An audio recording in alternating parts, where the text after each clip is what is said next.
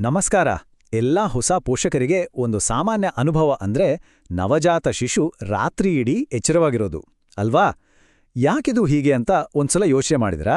ಬನ್ನಿ, ಇವತ್ತು ಮಗುವಿನ ನಿದ್ದೆಯ ಹಿಂದಿರುವ ವಿಜ್ಞಾನವನ್ನ ಅರ್ಥ ಮಾಡ್ಕೊಳ್ಳೋಣ. ಯಾಕಂದ್ರೆ ಇದು ಮಗುವಿನ ಜೊತೆಗಿನ ಯುದ್ಧ ಅಲ್ಲ, ಅದರ ದೇಹದ ರಚನೆಯನ್ನ ಅರ್ಥ ಮಾಡ್ಕೊಳ್ಳೋ ಪ್ರಯಾಣ. ನೋಡಿ, ಡಾಕ್ಟರ್ ಪ್ರಶಾಂತ್ ಅವರ ಈ ಒಂದು ಮಾತು ಇಡೀ ವಿಷಯದ ತಿರುಳನ್ನೇ ಹೇಳಿಬಿಡುತ್ತೆ.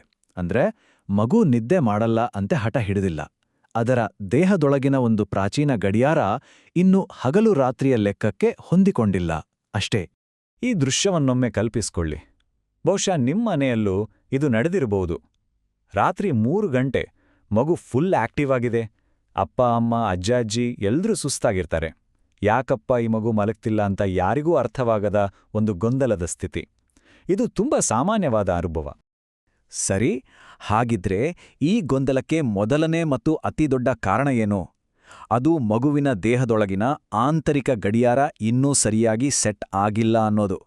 ಅದಕ್ಕೆ ಹಗಲು ಯಾವುದು ರಾತ್ರಿ ಯಾವುದು ಅನ್ನೋ ವ್ಯತ್ಯಾಸನೇ ಗೊತ್ತಾಗಲ್ಲ. ಯಾಕೆ ಈಗಾಗತ್ತೆ ಅಂತ ನೋಡೋಣ. ಗರ್ಭದಲ್ಲಿ ಮಗು ಸಂಪೂರ್ಣ ಕತ್ತಲಲ್ಲಿರುತ್ತೆ. ಆಗ ಅದಕ್ಕೆ ನಿದ್ದೆ ಬರಲು ಬೇಕಾದ ಮೆಲಟೋನಿನ್ ಅನ್ನೋ ಹಾರ್ಮೋನ್ ತಾಯಿಯಿಂದ ಸಲೀಸಾಗಿ ಸಿಗ್ತಾ ಇರುತ್ತೆ. ಆದರೆ ಹುಟ್ಟಿದ ತಕ್ಷಣ ಆ ಪೂರೈಕೆ ಪೂರ್ತಿಯಾಗಿ ನಿಂತೋಗುತ್ತೆ. ಅಷ್ಟೇ ಅಲ್ಲ, ಮಗುವಿನ ಮೆದುಳು ಆ ಹಾರ್ಮೋನನ್ನು ತಾನಾಗಿಯೇ ಉತ್ಪಾದನೆ ಮಾಡಲು ಇನ್ನೂ ಸಿದ್ಧವಾಗಿರೋದಿಲ್ಲ. ಹೌದು, ಮಗುವಿನ ಮೆದುಳು ಪೂರ್ತಿಯಾಗಿ ಬೆಳೆದು ಹೊರಗಿನ ಬೆಳಕಿಗೆ ತಕ್ಕಂತೆ ಮೆಲಟೋನಿನ್ ಉತ್ಪಾದನೆ ಶುರು ಮಾಡಲು ಸುಮಾರು 8 ರಿಂದ 12 ವಾರಗಳು ಬೇಕಾಗುತ್ತೆ. ಅಲ್ಲಿವರೆಗೂ ಈ ಹಗಮು ರಾತ್ರಿ ಗೊಂದಲ ಇದ್ದಿದ್ದೇ. ನಮ್ಮ ಹಿರಿಯರು ಬೆಳಗ್ಗೆ ಎಣ್ಣೆ ಹಚ್ಚಿ ಮಗುಗೆ ಮಾಲಿಷ್ ಮಾಡಿ ಎಳೆ ಬಿಸಿಲಿಗೆ ಇಡಿತಿದ್ರಲ್ಲ, ಅದು ಎಷ್ಟು ವೈಜ್ಞಾನಿಕವಾಗಿದೆ ಅಲ್ವಾ? ಬೆಳಗಿನ ಆ ಸೂರ್ಯನ ಕಿರಣಗಳು ಮಗುವಿನ ಮೆದುಳಿಗೆ ಇದು ಎಚ್ಚರ ಇರುವ ಸಮಯ ಅಂತ ಸಿಗ್ನಲ್ ಕೊಡುತ್ತೆ. ಇದು ಅದರ ಬಾಡಿ ಕ್ಲಾಕ್ ಸೆಟ್ ಆಗೋಕೆ ದೊಡ್ಡ ಸಹಾಯ ಮಾಡುತ್ತೆ. ಹಾಗಾದ್ರೆ ಪೋಷಕರೇನ್ ಮಾಡ್ಬೋದು? ತುಂಬಾ ಸಿಂಪಲ್. ಹಗಲಿನೊತ್ತು ಮನೆಯಲ್ಲೂ ಲೈಟ್ಸ್ ಹಾಕಿ ಸ್ವಲ್ಪ ಗದ್ದಲ ಇರಲಿ. ಆದ್ರೆ ರಾತ್ರಿ ಆದ ತಕ್ಷಣ ಆದಷ್ಟು ಕತ್ತಲೆ, ನಿಶ್ಶಬ್ದ ವಾತಾವರಣವನ್ನ ಕಾಪಾಡ್ಕೊಳ್ಳಿ. ರಾತ್ರಿ ಹೊತ್ತು ಮಗು ಎದ್ದಾಗ ಪ್ರಕಾಶಮಾನವಾದ ಲೈಟ್ ಹಾಕಿದ್ರೆ ಅದರ ದೇಹದ ಗಡಿಯಾರಕ್ಕೆ ಇನ್ನೂ ಹೆಚ್ಚು ಗೊಂದಲವಾಗುತ್ತೆ.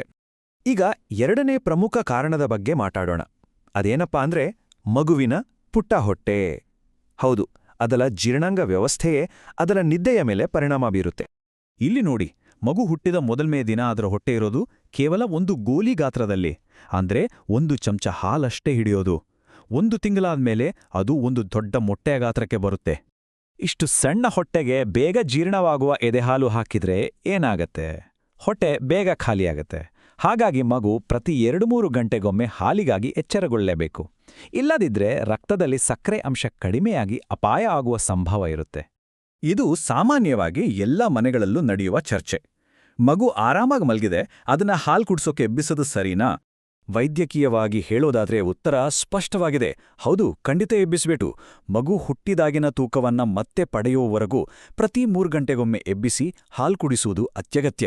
ಯಾಕಂದ್ರೆ ಕೆಲವೊಮ್ಮೆ ಕ್ಯಾಲರಿ ಕೊರತೆಯಿಂದ ಮಗು ಸುಸ್ತಾಗಿ ಮಲಗಿರುತ್ತೆ, ಹೊಟ್ಟೆ ತುಂಬಿ ಅಲ್ಲ.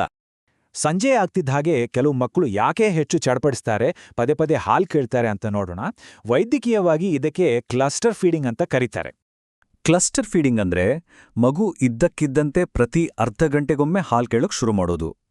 ಇದು ಸಾಮಾನ್ಯವಾಗಿ ಸಂಜೆ ಹೊತ್ತು ಕಂಡುಬರುತ್ತೆ. ಇದು ತಾಯಿಗೆ ಸುಸ್ತು ಅನ್ಸಿದ್ರೂ ಇದೊಂದು ನಾರ್ಮಲ್ ಮತ್ತು ಆರೋಗ್ಯಕರ ಬೆಳವಣಿಗೆ. ಈ ರೀತಿ ಮಗು ಪದೇ ಪದೇ ಹಾಲು ಕೇಳಿದಾಗ ತಾಯಿಗೆ ಹಾಲು ಸಾಕಾಗ್ತಿಲ್ವೇನೋ ಅನ್ನೋ ಅನುಮಾನ ಬರ್ಬೋದು.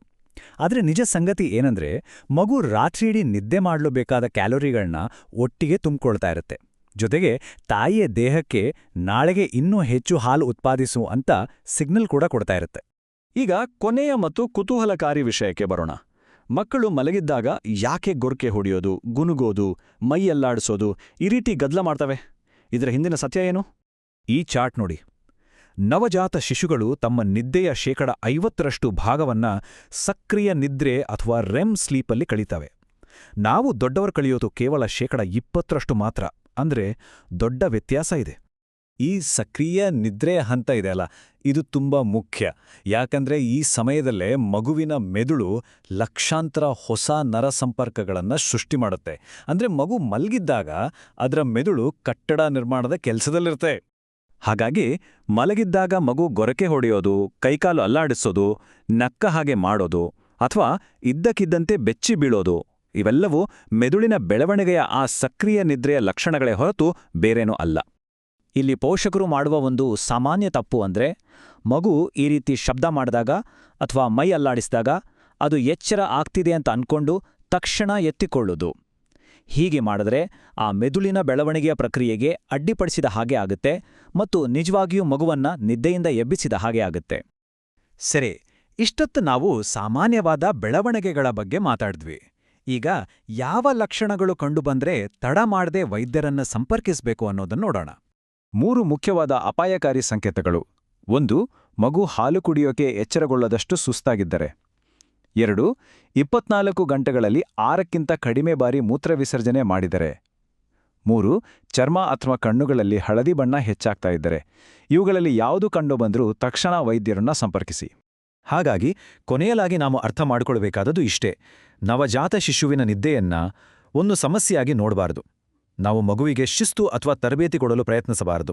ಬದಲಾಗಿ ಅದರ ದೇಹದ ವಿಜ್ಞಾನವನ್ನ ಅರ್ಥ ಮಾಡಿಕೊಂಡು ಅದರ ಅಗತ್ಯಗಳಿಗೆ ಸ್ಪಂದಿಸಿ ಅದಕ್ಕೆ ಬೆಂಬಲವಾಗಿ ನಿಲ್ಲಬೇಕು. ಅದೇ ನಿಜವಾದ ಪಾಲನೆ.